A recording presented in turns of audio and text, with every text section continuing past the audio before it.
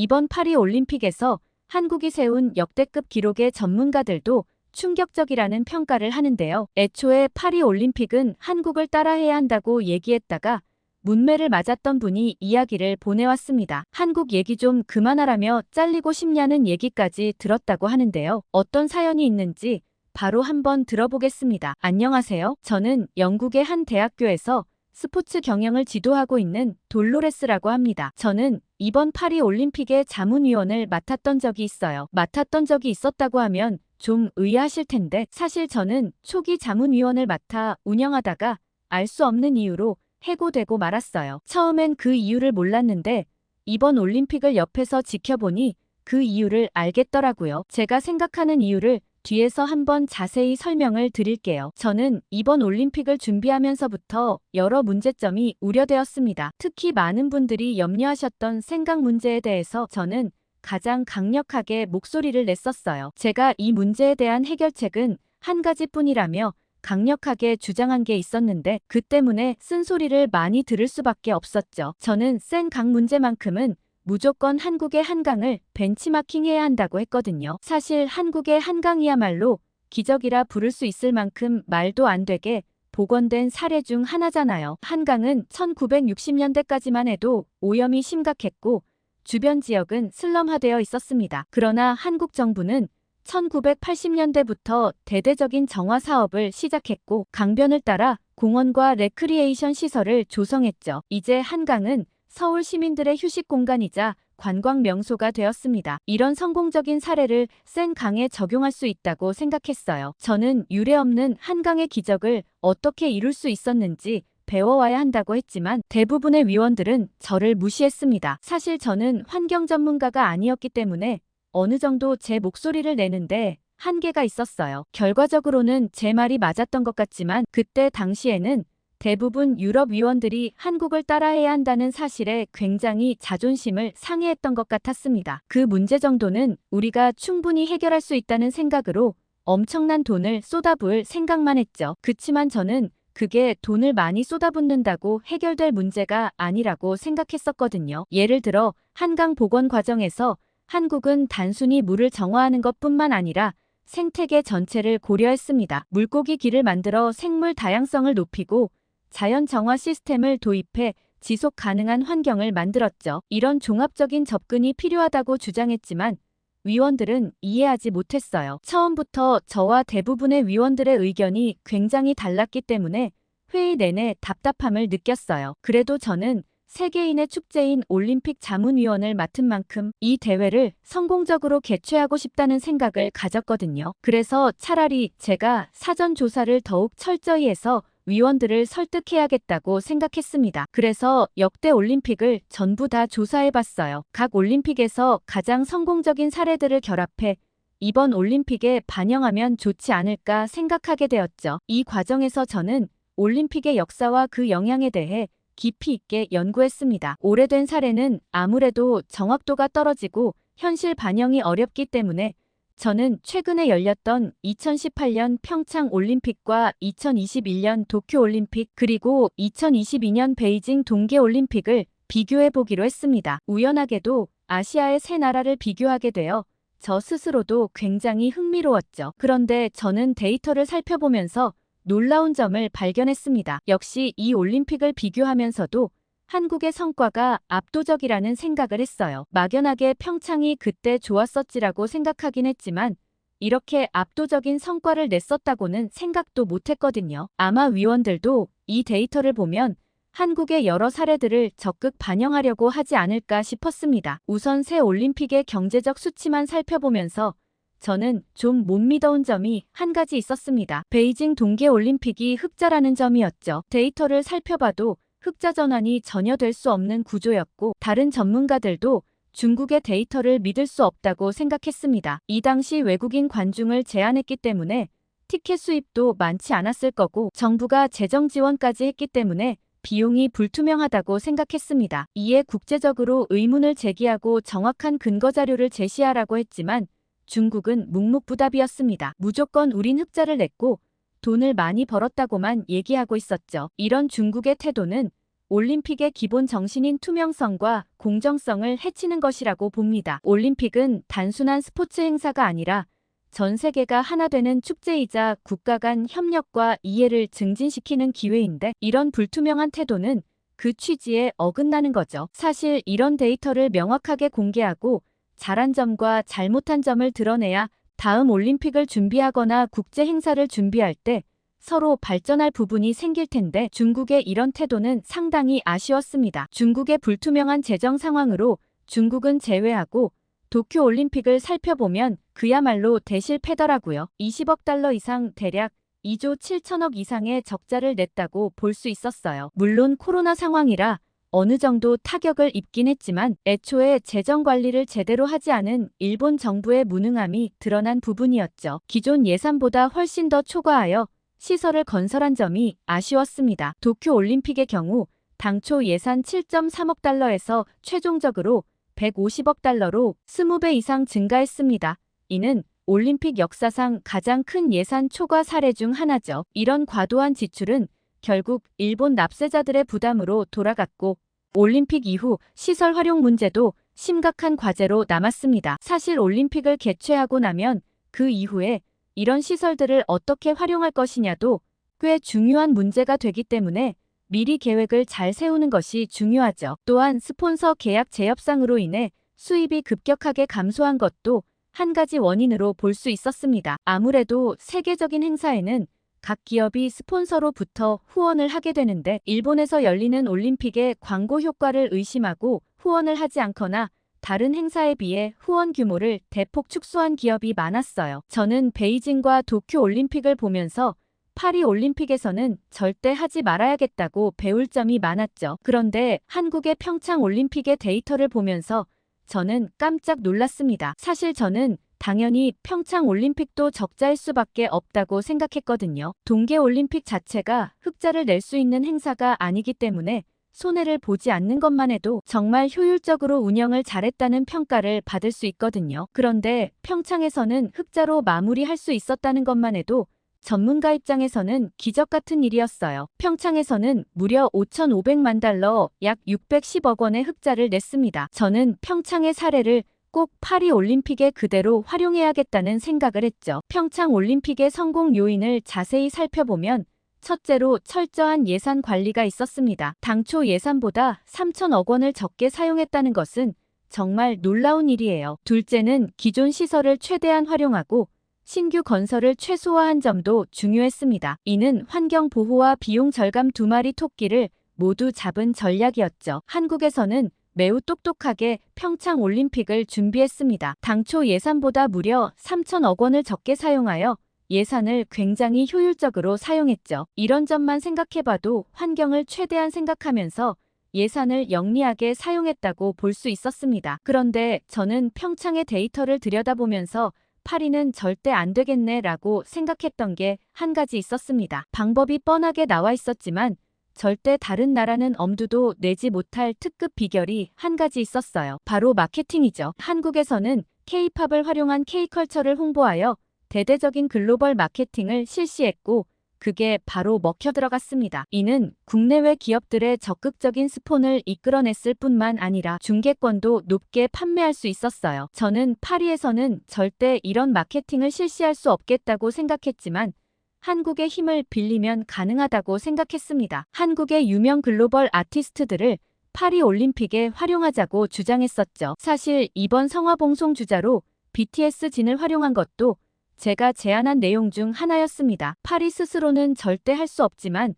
그나마 한국의 도움을 받아 흥행을 이끌어낸 거죠. 그나마 제가 제안했던 것 중 받아들여진 몇 개 안 되는 것 중 하나였는데, 저는 예상대로 엄청난 흥행을 이끌어낸 걸 보면서 제 예상이 틀리지 않았다는 걸 알 수 있었어요. 아무튼 평창의 이런 성공적인 흥행에는 특이한 점이 한 가지 있었습니다. 한국 사람들은 도대체 어떤 사람들이길래 이게 가능한 거지 싶을 만큼 믿을 수 없는 행동이 하나 있었죠. 바로 자원봉사자였습니다. 무려 14,000명의 자원봉사자가 참여하여 평창 올림픽을 도왔어요. 한국 사람들은 어떻게 자발적으로 올림픽 기간 내내 무보수로 일을 할 수 있는지 의아했습니다. 이런 자원봉사 문화는 한국 사회의 독특한 특징 중 하나라고 생각해요. 공동체 의식과 국가에 대한 자부심이 강한 한국인들의 성향이 이런 결과를 만들어냈다고 볼 수 있죠. 또한 올림픽과 같은 국제 행사에 참여함으로써 얻는 경험과 자부심을 중요하게 여기는 문화적 특성도 한몫했다고 생각해요. 만약 파리였다면 말도 안 될 거라 생각해요. 아마 돈을 줘도 돈이 부족하다고 불만을 표하며 시위를 했을 텐데 한국 사람들은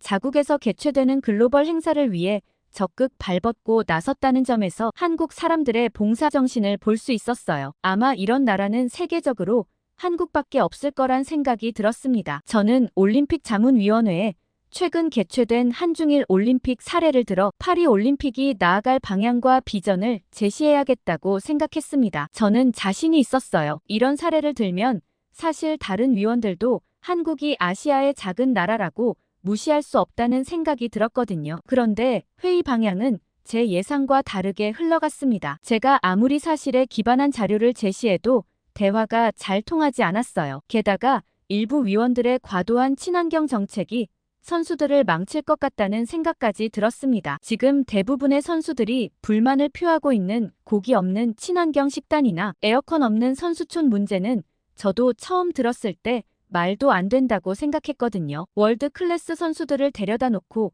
고문을 하자는 것도 아니고 그런 식단과 환경에서 최고의 퍼포먼스를 낼 수 없다는 건 당연한 일이라고 생각했거든요. 이런 과도한 친환경 정책은 오히려 역효과를 낼 수 있습니다. 선수들의 컨디션 저하는 경기력 저하로 이어지고 이는 결국 올림픽의 질을 떨어뜨리는 결과를 가져올 수 있죠. 환경 보호도 중요하지만 올림픽의 본질인 스포츠 경기의 수준을 유지하는 것도 똑같이 중요한데 균형 잡힌 접근이 필요한 시점이었죠. 그렇지만 다른 위원들은 전혀 개의치 않았습니다. 그리고 제가 계속 주장하는 한국 올림픽에 대해서 부정적인 평가만 내놓았어요. 동계 올림픽이니 이번 하계 올림픽 사례와는 맞지 않는다는 얘기를 하는 사람도 있었고 파리는 더 훌륭한 문화유산과 자원이 많으니 마케팅 없이도 충분히 성공적으로 마무리할 수 있을 거라는 사람도 있었습니다. 이런 태도는 문화적 우월감과 편견에서 비롯된 것이라는 느낌이 들었습니다. 파리가 가진 문화적 유산과 자원은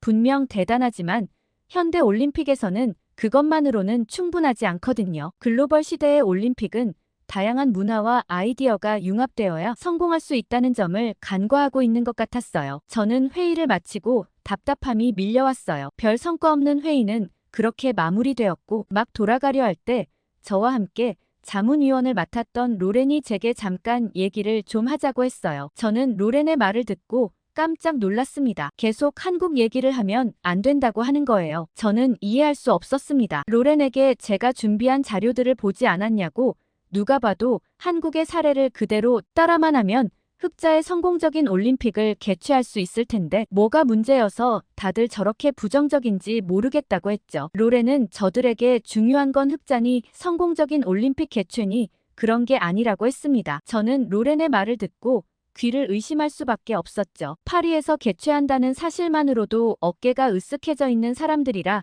무조건 파리의 방식을 고수하고 싶을 거고 한국을 따라한다는 자체만으로도 자존심 상해하는 것 같다고 했어요. 게다가 이번 올림픽에 중국의 대기업이 어마어마하게 후원을 하는데 거기와 연결되어 있는 위원이 있는 것 같다고 했습니다. 저번에 한강 얘기했을 때부터 저를 좋지 않게 봤는데 아니나 다를까 오늘 베이징 올림픽 얘기까지 하면서 평창을 높게 사는 걸 보고 불안했다고 했습니다. 저는 맞는 이야기를 맞다고 하는 것뿐 그런 시선에 타협할 수 없다고 얘기했어요. 아마 그게 문제였을까요? 저는 정말 로렌이 불안해하는 것처럼 자문위원회에서 방출되었습니다. 대외적으로는 바쁜 강의 일정에 함께하지 못한다고 얘기가 나왔지만 제발 나가달라는 모종의 분위기를 감지하고 더 이상 버틸 수가 없었거든요. 그러고 저는 화가 나서 파리 올림픽에 대해서는 아예 잊고 지내면서 간간히 나오는 뉴스를 보고선 역시 이럴 줄 알았다며 속으로 통쾌해하고 있었습니다. 그렇지만 마냥 통쾌해할 순 없었어요. 이 행사를 위해 땀 흘리며 노력하는 선수들이나 관광객들을 보면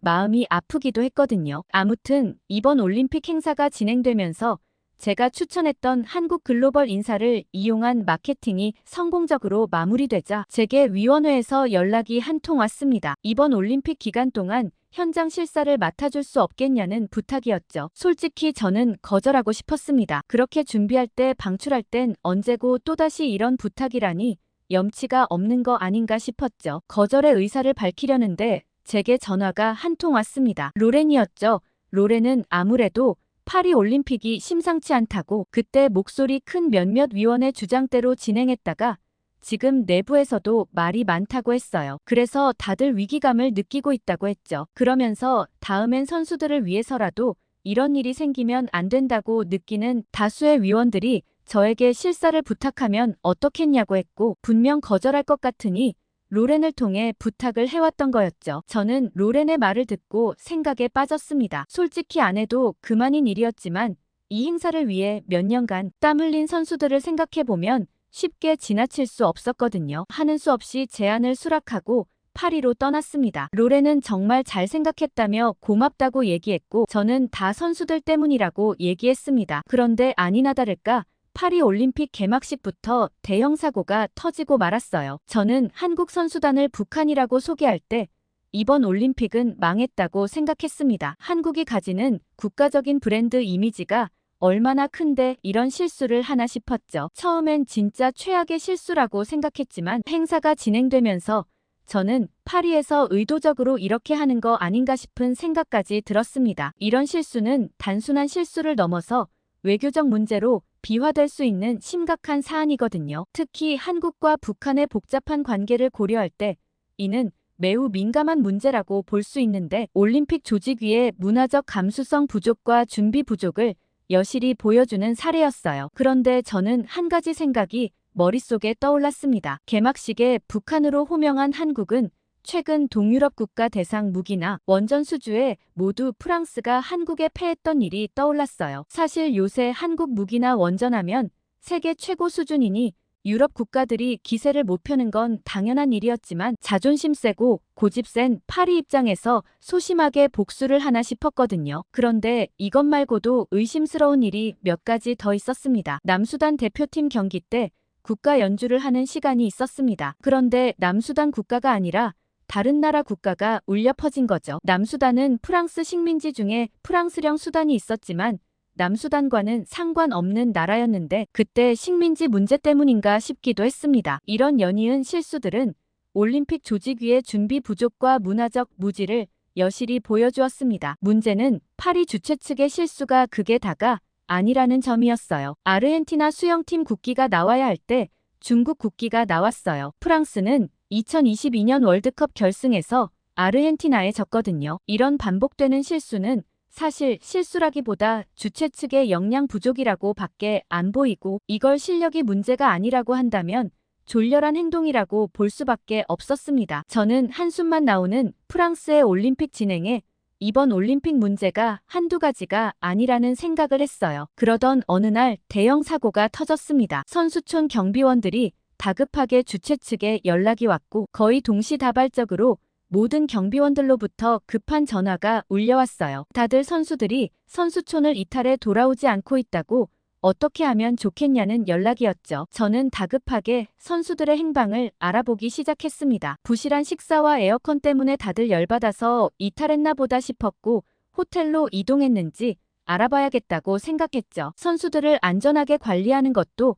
조직위의 역할이니까요. 이탈한 선수들이 한두 명이 아니라 무단으로 대거 이탈했기 때문에 이걸 다 언제 찾으러 다니나 싶었습니다. 그런데 놀랍게도 선수들은 일제히 파리의 어느 장소에 몰려 있었습니다. 바로 한국의 코리아 하우스였죠. 코리아 하우스 말고도 각 나라들이 자국 홍보를 위한 부스를 마련해 두었는데 선수들은 유독 코리아 하우스에 밀집되어 있었습니다. 그런데 그곳은 선수단뿐만 아니라 현지 관광객들도 물밀듯이 밀려들어 이러다 사고가 나면 어쩌나 싶을 정도였습니다. 우선 급히 경찰 인력을 파견하여 최대한 현장에서 사고가 나지 않도록 요청했어요. 많은 인파가 몰렸으니 테러가 우려될 정도였기 때문이죠. 저 역시 급히 코리아 하우스로 이동했습니다. 그런데 과연 그곳은 놀라웠어요. 이동할 때만 해도 테러가 의심될 정도로 붐비는 위험한 장소라고 생각했는데 거긴 또 다른 축제가 열리고 있었거든요. 저는 이 상황에 대해 매우 흥미로웠어요. 한국이 올림픽을 기회로 삼아 자국의 문화와 브랜드를 효과적으로 홍보하고 있었기 때문이죠. 그리고 코리아 하우스가 이렇게 인기를 끌고 있다는 것은 한국의 소프트 파워가 얼마나 강력한지를 볼 수 있는 좋은 예라고 생각했어요. 사람들이 한국 문화를 즐기며 한식을 먹고 서로 한마음으로 한국 경기를 응원하고 있었습니다. 저는 이게 올림픽 아닌가 싶을 정도로 제가 생각하는 이상적인 올림픽의 모습이 현장에 벌어지고 있었어요. 그리고 현장에선 전혀 경찰이 필요하지 않을 정도로 질서정연한 사람들의 모습이 보였습니다. 한국 관광객으로 보이는 사람들은 스스로 질서 유지를 자처하며 줄을 어떻게 서면 좋을지 안내해주기도 하고 도움이 필요한 다른 외국인 관광객이나 선수들을 도와주기도 했어요. 평창에서 그 많은 자원봉사자들이 스스로 국제 행사를 위해 도움을 자처했던 것처럼 한국의 관광객들은 놀러왔음에도 불구하고 현장에서 도움이 필요한 상황에 발벗고 나서 도움을 주고 있었던 거죠. 이는 한국인들의 시민의식과 공동체 정신을 잘 보여주는 예라고 할 수 있습니다. 멀리서 지켜봤을 때 사실 선수들을 못 알아보는 사람들이 많았기 때문에 선수들도 아무런 거리낌 없이 즐기고 있는 모습을 볼 수 있었습니다. 저는 평소 친분이 있던 영국의 국가대표 선수 엘리아에게 선수촌 선수들이 거의 동시다발적으로 여기 온 것 같은데 도대체 무슨 일이 있었던 거냐고 물었습니다. 그러자 엘리아는 활짝 웃으며 선수들 사이에서도 네트워크가 있다고 얘기했어요. 교수님은 모르실 거라며 제게 한 화면을 보여줬습니다. 먼저 코리아 하우스를 와봤던 선수들이 이번 올림픽 기간에 여길 꼭 와봐야 한다며 인증사진을 하나 둘 올렸고 그걸 보고 유행처럼 번져갔다고 했어요. 다들 어떤 한식을 먹었는지 자랑하기도 하고 한국 사람들은 응원도 정말 재밌게 한다며 응원 문화를 보여주기도 했어요. 그러면서 이런 응원을 받으면 정말 좋을 것 같다고 얘기했죠. 그러면서 그 선수는 곧 한국 경기가 있어서 응원을 하게 될 텐데 사실 그 시간 맞춰서 다들 모인 거라고 했어요. 아무래도 직접 경기를 뛰는 선수들인 만큼 팬들의 응원 문화에도 관심이 많은데 한국 응원 문화는 굉장히 독특하다고 말이죠. 엘리아는 저와 함께 보길 제안했고 저도 엘리아와 함께 응원을 구경해 보기로 했어요. 그 전에 엘리아는 제가 주문해 놓은 음식이 이제 나온다며 음식을 받으러 갔고 저는 엘리아의 음식을 보고 깜짝 놀랐어요. 엘리아는 이게 떡볶이랑 핫도그라는 것이라고 했어요. 저는 핫도그라면 미국식 핫도그를 생각했는데 한국 핫도그는 모양이 좀 달랐죠. 보통 폭신한 빵에 길다란 소시지가 끼워져 있었는데 한국 핫도그는 빵밖에 없는 것 같았고 나무젓가락에 꽂혀 있었죠. 저는 핫도그를 한 입 먹어보고는 두 눈이 휘둥그레졌습니다. 겉면에 묻어있는 설탕 코팅과 바삭한 빵의 조화가 일품이었거든요. 이런 식감의 핫도그는 또 정말 새롭다며 한국식 핫도그가 훨씬 맛있다고 얘기했습니다. 그리고 놀라운 점은 하나 더 있었어요. 빵 안에는 소시지가 아니라 치즈가 들어있더라고요. 이걸 어떻게 생각했지 하고 놀랐습니다. 엘리아는 이 핫도그랑 떡볶이가 진짜 인기 메뉴라며 품절될까 노심초사했다고 했어요. 저는 품절이 되기도 하냐고 물었고 잘못하면 품절돼서 못 먹고 허탕치는 선수들도 많은데 오늘은 운이 좋은 거라고 했죠. 저희는 그렇게 각각 음식을 들고 큰 스크린 앞에 앉아 한국 선수의 경기를 기다렸습니다. 한국 사람들은 응원도 정말 열정적으로 하더라고요. 오히려 응원이라기보단 하나의 또 다른 경기 같았습니다. 박자에 맞춰 구호를 외치기도 하고 춤을 추기도 하고 응원 그 자체도 너무 재밌었어요. 그런데 한국 선수가 위기 상황이 되자 분위기는 순식간에 달라졌습니다. 그런데 얼마 지나지 않아 모두 다 같이 같은 소리로 무언가를 외쳤어요. 엘리아는 어리둥절해했고 무슨 소리인가 저도 궁금했죠. 옆에 앉은 한국인에게 혹시 이게 무슨 말인지 알려줄 수 있냐고 물었고 한국인의 대답을 듣고 저는 기겁했어요. 그 얘기는 괜찮아라는 말이었거든요. 지금 위기 상황에 지고 있는 선수에게 괜찮다고 응원하다니 저는 한국인의 응원 문화에 감명받았습니다. 엘리아는 저보다 더 감정이입을 한 것 같더라고요. 자기가 만약 올림픽에서 이런 응원을 받는다면 잘할 수밖에 없겠다는 얘기를 했어요. 선수를 비난하기보단 한 마음으로 같이 경기를 치르고 있는 것 같다고 얘기하면서 한국 선수들이 부럽다고 얘기했습니다. 저는 이런 응원 문화가 정말 멋있다는 생각이 들더라고요. 엘리아와 한국 응원 문화를 즐기면서 이런 이벤트를 대대적으로 홍보하면 좋겠다는 생각이 들었습니다. 미국 메이저리그 선수들이 한국에서 올해 야구 경기를 하고 와서는 다들 한국의 야구 응원 문화에 깊은 감명을 받았다고 당장 도입하고 싶다고 얘기했는데 이건 한국의 전반적인 응원 문화라는 걸 이해할 수 있었어요. 한국의 응원 문화 자체가 스포츠 문화의 새로운 트렌드를 만들어내겠다는 생각이 들었어요. 응원하는 사람들의 열정과 조직력 그리고 창의성이 빛을 발했거든요. 한국 팬들의 응원은 그 자체로 하나의 공연이 되어 경기를 더욱 흥미롭게 만든다는 생각이 들었고 이런 문화는 선수와 관람객 둘 다에게 뜻깊은 이벤트라는 생각이 들었거든요. 한참 엘리아와 응원하며 코리아 하우스의 분위기를 즐기고 있는데 제게 갑자기 호출이 왔습니다. 코리아 하우스 말고도 다른 장소에서도 선수들이 일부 발견되었는데 거기도 한번 가봐야 하지 않겠냐는 연락이었어요. 저는 이곳의 분위기가 너무 좋아 떠나고 싶지 않았지만 일이 우선이라 생각하고 아쉬운 마음을 뒤로 하고 발걸음을 옮겼습니다. 저는 그 장소를 보고 의아했어요. 거긴 그냥 기업의 홍보 부스였거든요. 도대체 여기에 선수들이 왜 몰려드나 싶었죠. 그런데 그곳은 보통의 흔한 홍보 부스가 아니라 한국의 삼성 스마트폰과 관련된 부스였고 선수들에게 올림픽 에디션 스마트폰을 제공해주고 있었습니다. 저는 삼성의 체험관에서 깜짝 놀랄만한 사실을 한 가지 발견했어요. 삼성전자는 무려 40년 가까이 올림픽과 함께해왔더라고요. 그리고 삼성의 기술이 그 사이에 어마어마하게 발전했다는 것을 한눈에 알 수 있었어요. 그 때문인지 비단 선수단뿐만 아니라 관광객들도 한번 삼성의 기술을 체험하고 싶어 물밀듯이 몰려왔습니다. 삼성 올림픽 체험관은 무려 4군데나 자리하고 있는데 세계적인 기업 중에서도 역대급의 규모를 자랑하고 있었어요. 심지어 추가 개관한 올림픽 체험관은 프랑스의 대표 건축가인 장 누벨과 협업까지 했더라고요. 저는 이게 정말 제대로 된 올림픽 우수 사례라고 생각했어요. 그 나라의 건축가와 협업하여 전시관을 개관한 삼성의 아이디어가 정말 멋지다고 생각했습니다. 자기 제품을 홍보함과 동시에 개최국의 아이덴티티를 살려주는 역작이라고 생각했거든요. 아직도 이번 올림픽이 많이 남았지만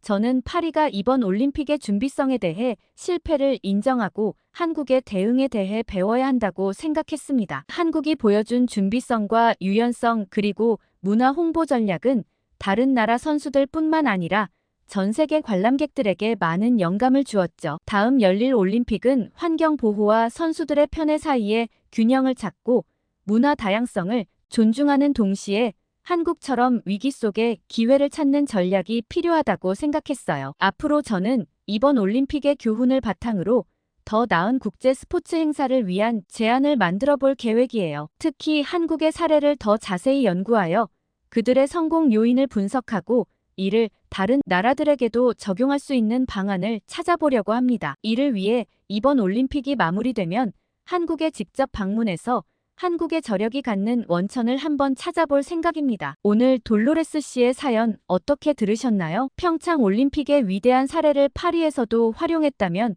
어땠을까 하는 아쉬움이 들면서도 위기의 상황에서 성공적으로 코리아 하우스가 운영되고 있다는 소식을 들으니 뿌듯하네요. 한국만 가지고 있는 저력은 또 어떤 점이 있다고 생각하시는지 댓글로 많이 달아주세요. 구독과 좋아요 많이 눌러주시고 다음에 더 좋은 사연으로 돌아오겠습니다. 여러분의 사연 제작소 감동필름이었습니다.